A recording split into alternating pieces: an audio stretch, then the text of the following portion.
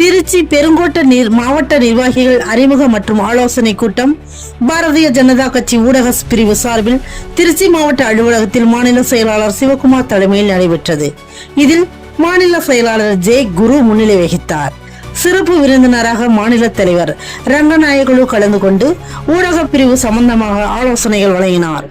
சிறப்பு அழைப்பாளர்களாக மாநில செயற்குழு உறுப்பினர் இலக்கண்ணன், கோட்ட அமைப்பு செயலாளர் பாலன் ஆகியோர் கலந்து கொண்டு சிறப்பித்தனர். இதில் திருச்சி பெருங்கோட்ட ஊடக பிரிவு நிர்வாகிகள் உறுப்பினர்கள் கலந்து கொண்டனர். நிகழ்வின் முடிவில் திருச்சி புறநகர் மாவட்ட தலைவர் சரவணன் நன்றி உரையாற்றினார். இதனைத் தொடர்ந்து ஊடக பிரிவு மாநில தலைவர் கூறுகையில், அனைவருக்கும் வணக்கம். நான் ரங்கநாயகுலு, தமிழக பாஜக ஊடக பிரிவு மாநில அமைப்பாளர். குறிப்பாக இன்று ஒரு முக்கியமான தினம், தேசிய பத்திரிகையாளர் தினம். உங்கள் அனைவருக்கும் தமிழக பாஜக ஊடக பிரிவு சார்பில் என்னுடைய வாழ்த்துக்களையும் பாராட்டுகளையும் தெரிவித்துக் கொள்கிறேன்.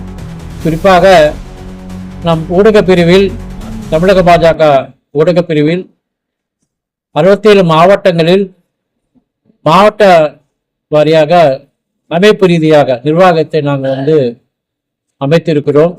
அதன் ஒரு பகுதியாக பெருங்கோட்ட வாரியாக கூட்டங்கள் நடைபெற்று வருகிறது.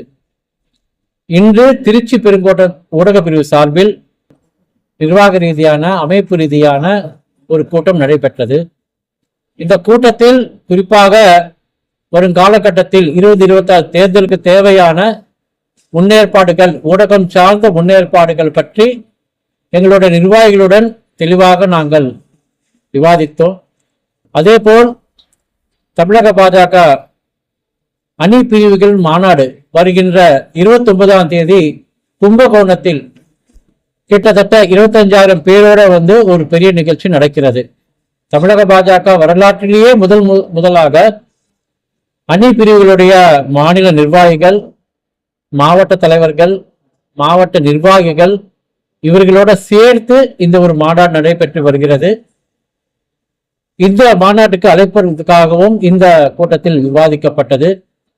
இந்த தேசிய பத்திரிகையாளர் தினம், இந்த ஒரு முக்கியமான நன்னாளில் என்னுடைய தமிழக பாஜக ஊடக சார்பில் நாம் வைக்கக்கூடிய ஒரு நல்ல ஒரு வேண்டுகோள் என்னவென்றால், முதலில் நாம் அனைவருமே ஊடகத்தை சார்ந்தவர்கள் எல்லாருமே நடுநிலையாக இருக்க வேண்டும் என்று நான் வேண்டுக் கொள்கிறேன்.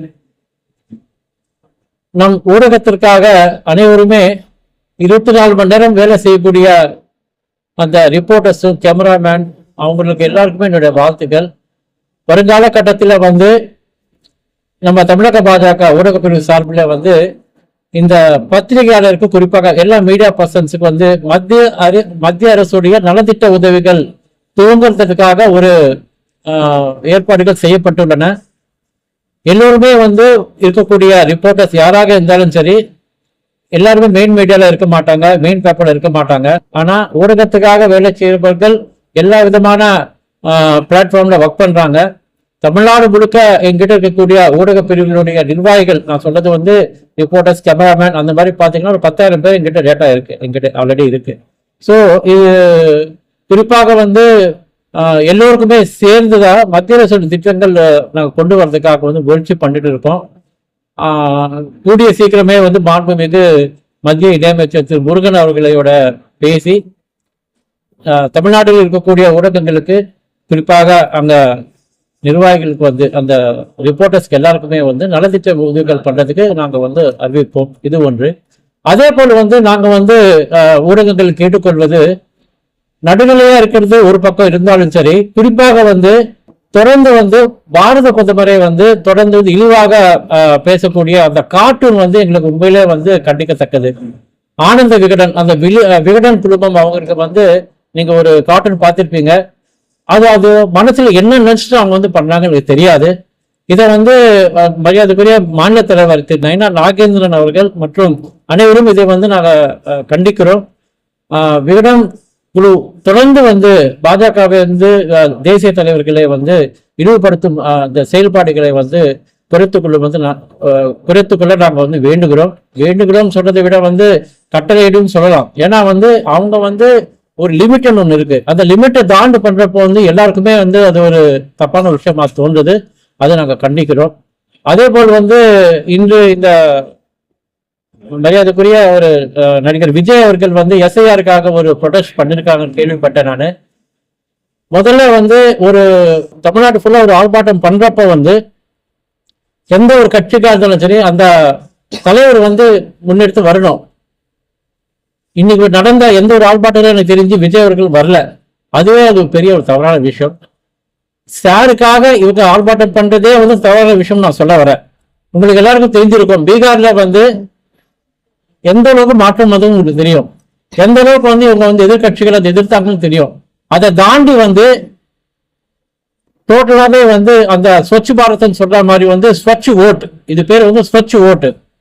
இந்த வாக்காளர்கள் பட்டியல் வந்து தூய்மையாக மாற்றி உண்மையான வாக்காளர்களுக்கு வந்து அந்த வாக்களிக்கும் உரிமை வந்து பெற்று தந்தது எஸ்ஐஆர். அந்த எஸ்ஐஆர் பற்றி தெரியாத தரமாவே மக்களிடையே ஏதாவது ஒரு விஷயத்தை கொண்டு போகணும்னு சொல்லி விஜய் அவர்கள் செய்வது வந்து அது கண்டிக்கத்தக்கதுதான். எதிர்கட்சிகள் வந்து திமுகவையும் இல்ல இந்தியா கூட்டணி சார்ந்த கட்சிகள் வந்து எதிர்ப்பு தெரிவிக்கிறதுக்கு பண்ணலாம், அவங்களுக்கு உரிமை இருக்கு, நான் இல்லைன்னு சொல்ல வரல. ஆனா முழுமையாக எஸ்ஐஆர் பத்தி தெரியாத அளவுக்கு வந்து அவங்க வந்து இழிவான அரசியல் பண்றாங்கன்னு என்னோட குற்றச்சாட்டு. இதை தாண்டி நீங்க ஏதாவது கேள்விகள் கேட்கணும்னு கேட்கலாம். இதுக்கு இந்த பிப்ரவரி மாநாட்டுக்கு இல்ல, இந்த 29ஆம் தேதி மாநாட்டுக்கு வந்து பிரதமர் கலந்துக்கல. ஆனா வரக்கூடிய 20-26 பிப்ரவரியில வந்து 2 லட்சம் நான் சொல்றது வந்து அணி பிரிவுகளுடைய மாநில நிர்வாகிகள், மாவட்ட தலைவர்கள், மாவட்ட நிர்வாகிகள், மண்டல நிர்வாகிகளோட வந்து ஒரு 2 லட்சம் பேரோட வந்து நாங்க யோசிச்சுட்டு இருக்கோம்.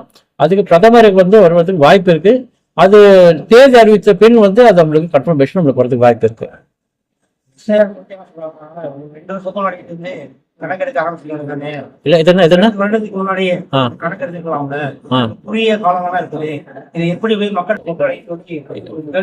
பீகார்லயே வந்து அவ்வளவு பெரிய, நம்மளை விட வந்து ரொம்ப பெரிய மாநிலம் வந்து பீகார். 243 தொகுதிகள். அதிலே வந்து அவங்க வந்து குறிப்பிட்ட காலகட்டத்தில் வந்து முடிச்சுட்டாங்க. இப்ப வந்து நாங்க எங்களுடைய கணக்குப்படி இப்ப அங்க அரசாங்க அதிகாரிகளுக்கு வந்து கரெக்டான ஒரு ட்ரைனிங் கொடுத்தாங்கன்னா இந்த 1 மாசம் காலகட்டத்தில் தேவையில்லை. ஆக்சுவலா 15 நாளே போகுது ஆக்சுவலா. ஏன்னா 1000 பேருக்கு ஒரு ஆபீசர்னு போடுறப்ப வந்து அது பெரிய விஷயமே இல்லை. இப்ப அவங்களோட நீங்க பாத்தீங்கன்னா தொடர்ந்து வந்து மீடியாலையும் சோசியல் மீடியாவிலும் விழிப்புணர்வு வந்து கொண்டுட்டே இருக்காங்க. நீங்க பாத்தீங்கன்னா 100கணக்கான 1000கணக்கான வீடியோக்கள் வந்துட்டே இருக்கு. அதால வந்து நீங்க சொல்ற மாதிரி வந்து ஒரு 5% 10% அந்த ஃபில்அப் பண்ணாத ஒரு கஷ்டம் இருந்தாலும் சரி, அதற்கு தான் சொல்றாங்க அந்த ஆபீசர்ஸ் வந்து 1க்கு 3 வாட்டி வராங்க. ஒரு வாட்டி வராங்க, வீட்டுல ஆளுங்க இல்ல, 2வது வாட்டி வராங்க இல்ல, 3வது வாட்டியும் வராங்க. அதை தாண்டி அவங்க இல்லைனாலும் சரி ஆன்லைன்லயே வந்து இப்ப எலெக்ஷன் கமிஷன் வந்து ஒரு வழிகாட்டுதல் பண்ணிருக்காங்க. அதனால வந்து யாரும் விட்டு போறதுக்கு வாய்ப்பு இல்லை. நான் ஒரே ஒரு தகவல் மட்டும் நான் சொல்ல பாருங்க. எத்தனை வாக்காளர்கள் இருந்தாலும் அவங்களுடைய வாக்குரிமை வந்து செலுத்துவதற்கு முழுமையாக வந்து ஒரு அங்கீகாரம் கொடுக்கக்கூடியது எஸ்ஐஆர். பொய்யான வாக்காளர்கள் இருந்தாங்கன்னா அவங்கள நீக்கி தூய்மையான ஒரு வாக்காளர் பட்டியல் பண்ணதுதான் எஸ்ஆருடைய பணி. இது முதல்ல வந்து மக்கள் வந்து விழிப்புணர்வு வந்து நாளுக்கு நாள் அதிகரிக்க கொண்டிருக்கிறது. அதனால வந்து இவங்க எவ்வளவுதான் சுருட்டி சேர்ந்தாலும் மக்கள் வந்து அந்த யோசிக்க ஆரம்பிச்சிட்டாங்க. திமுக பிரச்சனையே என்னன்னா அவங்களுக்கு வந்து எஸ்ஐஆர் சொன்னாலே பயப்படுறாங்க. அண்ணா யூனிவர்சிட்டி விஷயத்திலையும் பயப்படுறாங்க, எஸ்ஐஆர் சொன்னாலும் சாரனாலும் பயப்படுறாங்க. ஏன்னா வந்து அவங்களுக்கு தெரியும் இத்தனை நாள் அவங்க வெற்றி பெற்றது அப்படிதான். திமுக வந்து நீங்க பாத்தீங்கன்னா அந்த கிளையில இருக்கக்கூட அவங்களுக்கு வேலையை என்ன தெரியுமா ஆக்சுவலா? இப்ப எங்க மாதிரி வந்து மக்களை போய் சந்திக்கிறதுல அவங்களுக்கு இல்ல. அவங்களுக்கு எல்லாம் என்ன வேலைன்னா அந்த கிளையில வந்து அவங்க நிர்வாகிகள் 10 பேர் இருந்தாங்கன்னா அந்த 100 வீடு இருக்கும், இல்ல 150 வீடு இருக்கும். ஒருத்தருக்கும் 15 வீடு கொடுத்துருவாங்க. அங்க யார் இருக்காங்க, யார் வந்து டெத் ஆனாங்க, யார் வந்து டிரான்ஸ்பர் பண்ணாங்க, பட்டியல் கையில வச்சிருப்பாங்க. பட்டியல கையில வச்சுக்கிட்டு எலெக்ஷன் டேத்துல என்ன பண்ணணுமோ பண்ணுவாங்க. Mall practice. நாங்க எத்தனையோ கம்ப்ளைண்ட் வந்து நாங்க அந்த காலகட்டத்தில் கொடுத்துட்டே இருக்கோம். ஆனா 20 வருஷம் கழிச்சு இப்ப வந்து இந்த எஸ்ஐஆர் வந்து இந்த வந்ததுனால வந்து முழுமையாக வந்து இந்த தூய்மை பணியில வந்து நடக்கும். கண்டிப்பாக வந்து 2026 வந்து மாற்றம் வரும். தேசிய ஜனநாயக கட்சி கூட்டணி சார்பில் வந்து நம்ம ஆட்சி அமையும் என்று எங்களுக்கு நம்பிக்கை இருக்கு. தொடர்ந்து வந்து மரியாதைக்குரிய மாநில தலைவர் நயினார் நாகேந்திரன் அவர்கள் சுற்றுப்பயணத்தை தொடர்ந்து நானும் வந்து ஊடக பிரிவு மாநில பொறுப்பாளர் முறையில போறேன். எங்க போனாலும் வந்து எழுச்சியான ஒரு நிகழ்ச்சி. மக்கள் ஆர்வத்தோட இருக்காங்க. இன்னும் சொல்லணும்னா மக்களுக்கே, அங்க இருக்கக்கூடிய மக்களுக்கே வந்து அந்த மாவட்டத்துல அந்த தொகுதியில் இருக்கக்கூடிய பிரச்சனைகளை வந்து வெளிச்சத்தை போட்டு காட்டணும். அவங்களே ரொம்ப ஆச்சரியப்படுறாங்க, இவ்வளவு பிரச்சனை நடக்குதுன்னு சொல்லி. அந்த வரக்கூடிய மக்களுக்கு அனைவருக்குமே வந்து என்னென்ன பிரச்சனைகள் அந்த மாவட்டத்துல அந்த தொகுதியில் இருக்குதுன்னு சொல்லி வெளிச்சத்தை காட்டி வீடியோ போடுறாரு. ஸோ அதனால வந்து மக்கள் வந்து இப்பவே அவங்களுக்கு வந்து ஒரு அளவுக்கு வந்து அவேர்னஸ் வந்தாச்சு.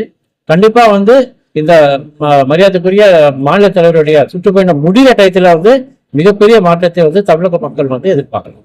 எஸ்ஐஆர் பொறுத்த வரைக்கும் மக்கள் கிட்ட விழிப்புணர்வு இல்லை. நீங்க அந்த விழிப்புணர்வுக்காக பாரதிய ஜனதா ஊடகத்தில் என்னென்ன பணிகள்?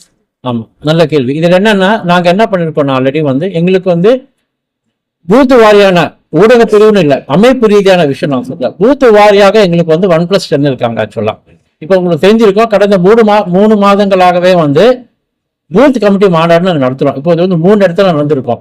நீங்க பாத்தீங்கன்னா ஒவ்வொரு பூத்துக்கு வந்து 1+10 இருக்காங்க, நிர்வாகிகள் இருக்காங்க.